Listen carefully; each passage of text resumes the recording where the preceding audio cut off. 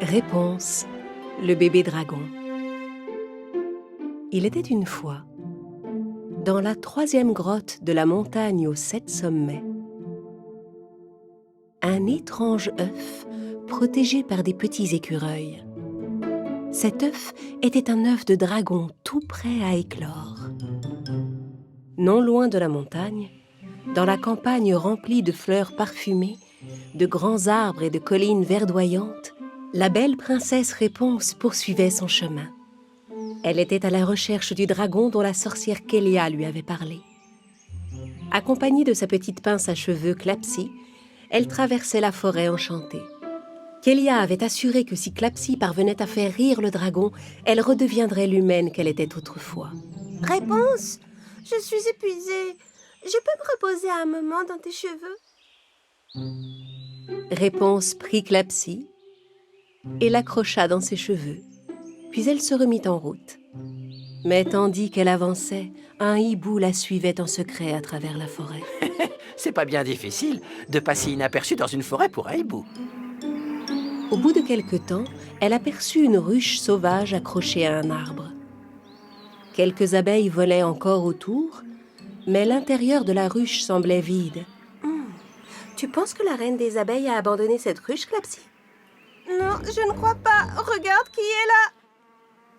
Réponse fut soudain effrayée par ce qu'elle vit.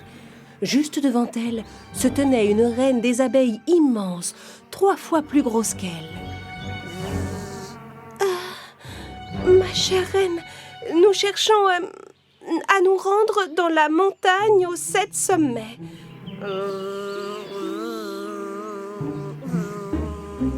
Oui, tout à fait. Est-ce que nous sommes sur le bon chemin? Ou c'est peut-être de l'autre côté? Je crois qu'on est dans la bonne direction. Allons-nous-en d'ici, Réponse. Merci beaucoup, chère reine. J'espère que vous aurez beaucoup de miel cette année. Réponse et Clapsy s'éloignèrent rapidement de l'immense reine des abeilles. Elles arrivèrent sur un chemin au bord duquel poussaient des fleurs gueules de loup géantes. Réponse, ces fleurs géantes sont des gueules de loup, non? Oui, on dirait bien. Des énormes gueules de loup avec des grandes bouches. Clapsy, chut, pas de bruit. Si nous restons calmes, nous ne risquons rien. Les fleurs gueules de loup semblaient être endormies. Réponse et Clapsy s'efforcèrent de passer devant elle en faisant le moins de bruit possible. Mais à un moment...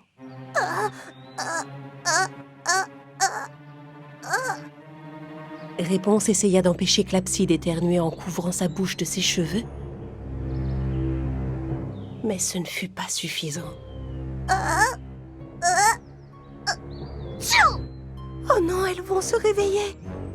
Réveillée par l'éternuement de Clapsy, une des gueules de loup commença à bouger. Elle étira sa tige et approcha sa grosse tête de Réponse, qui n'osait plus bouger, effrayée. Puis la gueule de loup ouvrit son énorme bouche, s'apprêtant à engloutir la pauvre Réponse.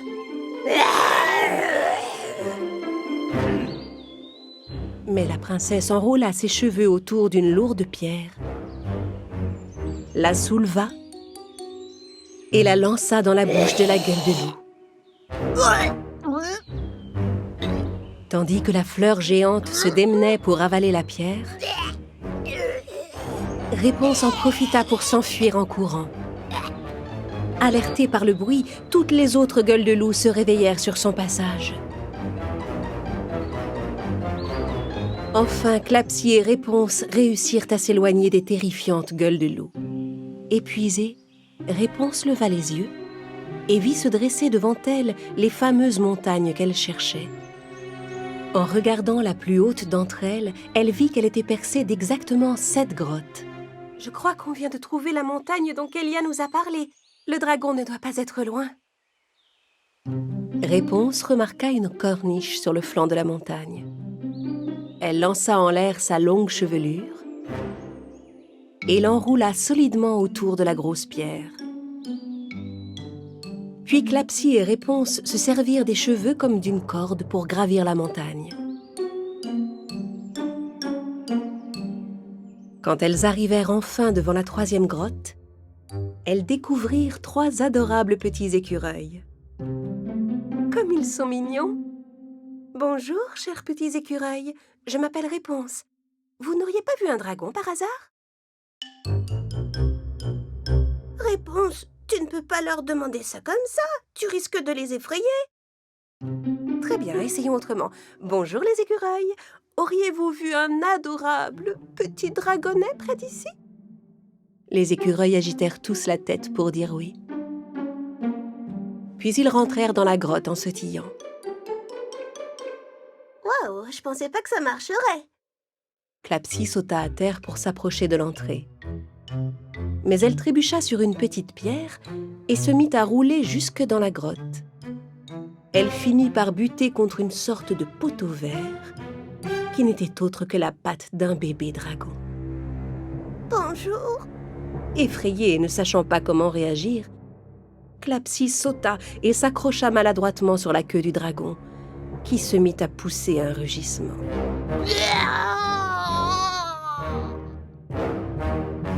On l'a trouvé! On a trouvé le dragon dont Kélia nous a parlé. Je n'arrive pas à y croire.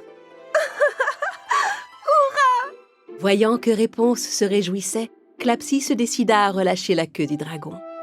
Le bébé dragon se pencha en avant pour examiner Clapsy de plus près. Je crois qu'il ne m'aime pas beaucoup. Mais si, voyons, je pense que son problème, c'est qu'il ne sait pas comment s'exprimer, n'est-ce pas, petit dragon? Ah, et si on te donnait un nom? Drago! Il est adorable! Tu ferais mieux d'être amie avec lui, Clapsy. Rappelle-toi, tu dois trouver un moyen de le faire rire. Mais le petit dragon n'appréciait pas beaucoup Clapsy, parce qu'elle lui avait fait mal à la queue.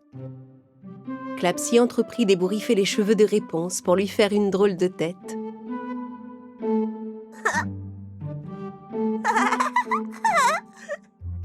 Mais ça n'avait pas l'air de faire rire Drago.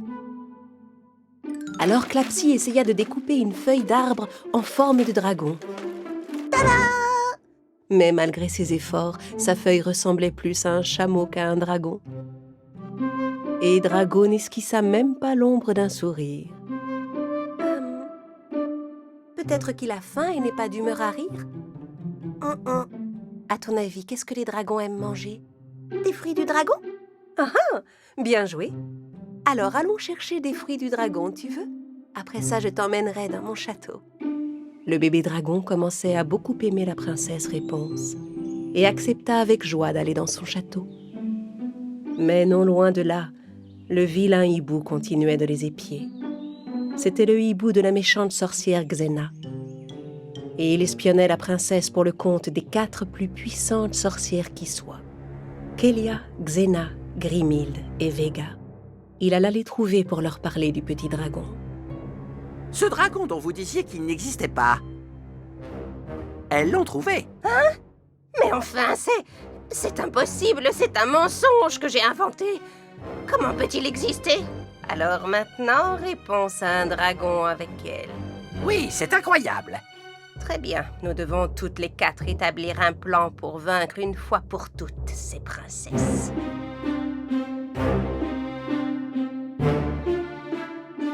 Plus un instant à perdre.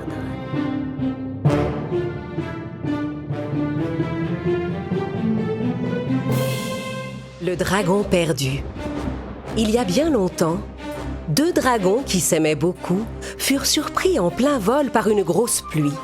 La seule chose que les dragons redoutaient était l'orage. Parce que leurs ailes mouillées s'alourdissaient, la foudre risquait d'endommager leurs écailles et ils ne pouvaient pas cracher de feu sous la pluie. La tempête était si forte que le dragon violet fut emporté loin de sa chère amie, la dragonne jaune. La dragonne jaune aurait voulu partir à la recherche de son amoureux, mais ses ailes étaient si mouillées qu'elle ne pouvait plus voler. Elle était bien triste. Le dragon violet atterrit malgré lui devant une grotte, en haut d'une montagne. Hein? C'est quoi cet endroit? Mais où ai-je atterri? Un cri puissant retentit à l'intérieur de la grotte.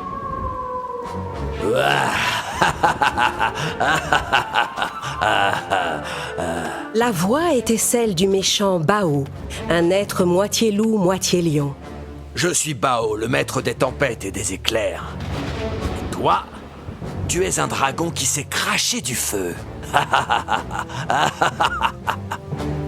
Effrayé, le dragon violet essaya de s'envoler pour s'enfuir. Mais Bao lança un éclair dans le ciel. Tu ne partiras pas d'ici tant que tu ne m'auras pas dit comment tu craches le feu. Je veux que tu m'enseignes tous tes secrets pour cracher le feu à mon tour. Non, je ne peux pas t'apprendre ça. Alors je ferai tomber la pluie pour toujours. Et toi, tu resteras coincé ici. Le pauvre dragon violet était pris au piège devant la grotte de Bao. Pendant ce temps, la dragonne jaune cherchait partout son amoureux. Elle alla le chercher dans la tanière de l'ours, dans le pré de l'éléphant et même dans le terrier des lapins, mais elle ne le trouva nulle part. Voyant la dragonne jaune désespérée, une jument s'approcha d'elle. « Eh bien, pourquoi es-tu aussi triste, dragonne? Qu'est-ce qui t'arrive ?»« Mon ami, mon cher dragon violet a disparu. Il va bientôt se remettre à pleuvoir et je ne pourrai plus le chercher parce que mes écailles ne supportent pas la pluie. » « Tu as demandé conseil au singe, qui est le gardien de la forêt? Il peut peut-être t'aider. » Mais oui, bonne idée. Je vais tout de suite aller lui demander. « Attends! Prends ce tissu rouge et mets-le sur toi pour te couvrir. Comme ça, tu seras protégé de la pluie un bon moment. » La dragonne jaune prit le tissu rouge et s'éloigna dans la forêt. Au même moment, il se remit à pleuvoir. La dragonne jaune arriva devant le gardien de la forêt. Elle demanda au singe s'il avait vu le dragon violet. « Oh, ah, mais oui, je l'ai vu passer, il flottait dans les airs. Tiens, il a même perdu une écaille. Il dérivait dans le vent en direction des grands pins. » Profitant d'une nouvelle accalmie de la pluie, la dragonne jaune s'envola rapidement vers les grands pins. Elle regarda autour d'elle, mais ne vit aucun signe de son amoureux. À cet instant, une lapine s'approcha d'elle. « Bonjour, lapine. Est-ce que tu aurais vu un dragon violet près d'ici? »« Oui, je l'ai vu. Il dérivait vers ce marécage là-bas. » Alors que la dragonne jaune commençait à s'envoler, le ciel se couvrit à nouveau de nuages noirs. « Si tu veux savoir pourquoi il pleut tout le temps, demande au bœuf. » La dragonne jaune vola le plus vite possible vers le marécage. Elle y trouva un bœuf qui s'était abrité sous un saule en attendant que la pluie cesse. « Je cherche mon ami le dragon violet. Est-ce que par hasard tu l'aurais vu près d'ici, bœuf ?» Oh non, je l'ai vu mais pas ici. Je l'ai vu chanceler en haut de cette haute montagne. Si tu y vas, sois prudente. Bao vit justement là-haut. Bao ? Oui, c'est le maître de la pluie et des éclairs. Il est méchant et très arrogant. C'est un être sans cœur qui veut tout posséder et surtout qui veut tout contrôler. Oh, je comprends mieux. C'est pour ça que la pluie n'arrête pas de tomber. Bao a sûrement tendu un piège au dragon violet. Toi, tu pourrais vaincre Bao avec ton feu. Si tu veux pouvoir cracher du feu, même quand il pleut, va voir le tigre et demande-lui de t'aider. La dragonne jaune alla vite demander de l'aide au tigre avant qu'il se remette à pleuvoir. « Tigre, j'ai besoin de ton aide. » Oui, un peu plus loin, tu verras un serpent. Il te donnera un piment rouge magique. Avale-le d'un seul coup. La dragonne jaune suivit le conseil du tigre et alla voir le serpent. Mais une fois de plus, de gros nuages obscurcirent le ciel. « Vite, serpent!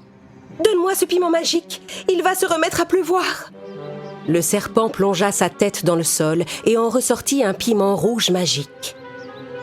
La dragonne jaune avala le piment sans le mâcher. À cet instant, il se remit à pleuvoir de plus belle.